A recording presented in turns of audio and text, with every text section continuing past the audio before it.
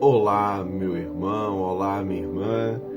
Convido-os para juntos lermos a Bíblia, a Palavra de Deus.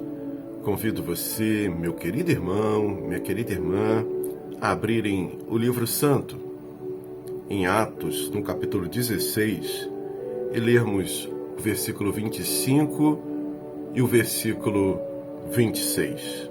Assim nos diz a Palavra de Deus. Por volta da meia-noite, Paulo e Silas estavam orando e cantando músicas de louvor ao Deus eterno. Os seus colegas de cadeia os escutavam. Naquele momento, de repente, ocorreu um terremoto. Tudo estremeceu. As paredes ruíram, as portas se abriram e as correntes caíram. Amém, meu irmão. Amém, minha irmã. De repente,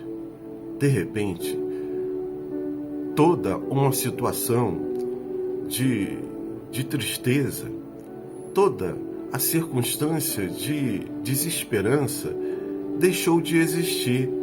Paulo e Silas, presos, acorrentados, sem nenhuma expectativa humana de libertação. De repente, nos diz o texto bíblico que estes homens começam a cantar, começam a orar. Tinham motivos para cantarem? Não, mas a sua intimidade com Deus, o seu relacionamento com o Eterno, deu a eles a certeza que através da oração, Deus estaria agindo. Deus estaria realizando o que aos olhos humanos parecia impossível. Como se libertar daquelas correntes? Como ter liberdade novamente? E o texto nos diz que estes dois servos do Senhor, Paulo e Silas, dobram os seus joelhos, começam a clamar, e antes mesmo de terem a sua liberdade, mesmo acorrentados, mesmo presos, começam a louvar o Senhor, meu irmão e minha irmã, já crendo, sabendo que Deus não o havia abandonado. Sim, Paulo sabia que Deus não havia esquecido dele. Silas sabia que não estava sozinho ali naquela situação. E o texto vai nos dizer que o milagre acontece. De repente, meu irmão e minha irmã, a situação é transformada. A situação muda. Sim, de uma hora para outra, assim como chega o temporal, assim como chega as tempestades, o terremoto, também de repente surge a bonança, surge o arco-íris, meu irmão e minha irmã. Sim, de repente, Deus faz com que as circunstâncias mudem.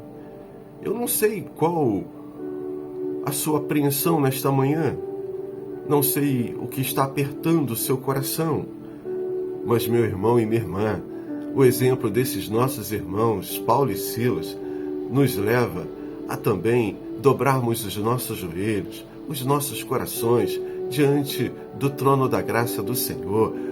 O exemplo dos nossos irmãos nos leva a louvar, mesmo quando os nossos olhos não conseguem enxergar a liberdade daquelas correntes, a liberdade daquela prisão. Sim, ao começarem a louvar, Paulo e Silas acalmavam os seus corações, mostravam que a força dos seus braços não era o que daria a eles a liberdade, mas sim ao Deus Todo-Poderoso, toda a honra e toda a glória por essa libertação. E meu irmão e minha irmã, em meio às nossas tribulações, em meio às nossas angústias, aos nossos temores, nós podemos e temos este grande privilégio de colocar diante do Senhor em oração a nossa aflição, a nossa dor, e já começarmos a louvar ao Senhor, porque Ele já está agindo, e quando Ele age, as circunstâncias mudam, meu irmão e minha irmã.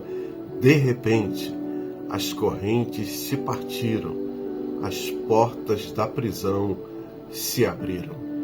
De repente, tudo muda, quando tudo entregamos na mão do Deus Todo-Poderoso.